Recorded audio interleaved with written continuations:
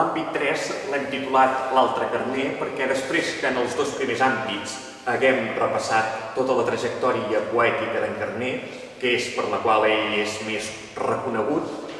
també hem volgut dedicar tot un àmbit a parlar de tota aquella altra producció literària que a vegades passa molt més desapercebuda i que és molt més desconeguda pel públic.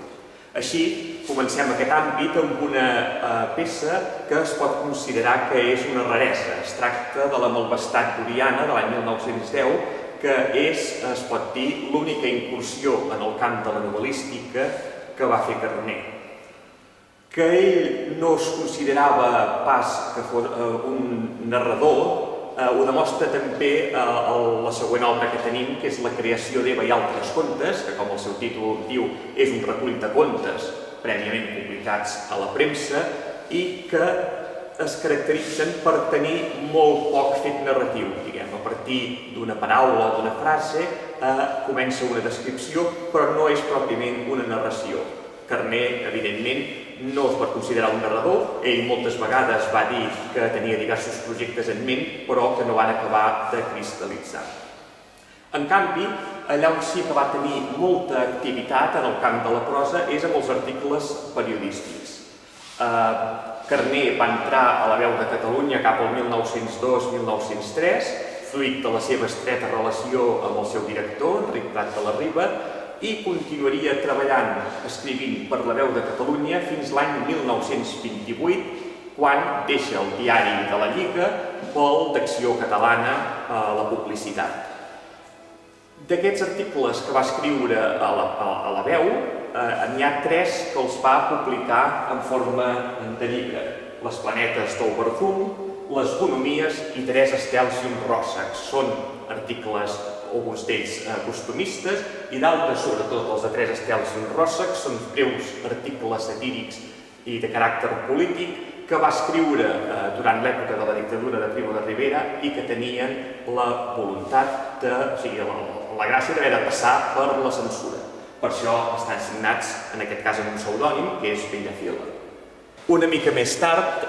Carner publica l'obra Canigó. Canigó és un espectacle líric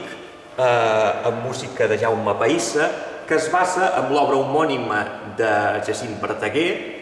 que constitueix, o sigui, aprofita un 30% aproximadament dels versos de Verdaguer i els complementa amb un altre 70% de versos nous, obra de la pròpia ploma de Carner. Aquesta obra es va estrenar el 1910 amb la música de Jaume Pahissa i després tornarà a ser musicada l'any 1934 per Antoni Massana, que és amb l'enregistrament sonor que també complementem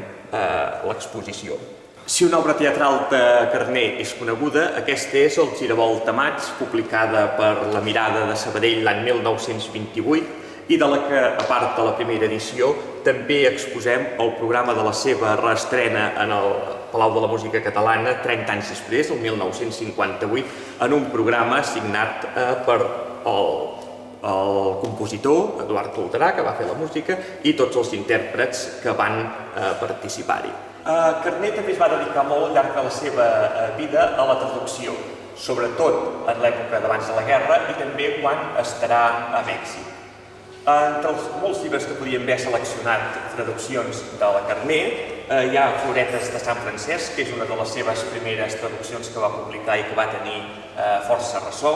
Silas Marner de George Eliot o L'elefant blanc robat de Mark Twain, que són exemples de les col·laboracions que va fer amb l'editorial catalana, o El pescador i la princesa, cuento japonès, que també és un exemple de les moltes traduccions i adaptacions de contes infantils, tant en català com en castellà, que va fer per l'editorial Muntanyola. Un cas específic i molt conegut és Alícia en Terra de Meravelles, de Lewis Carroll, una traducció molt publicada,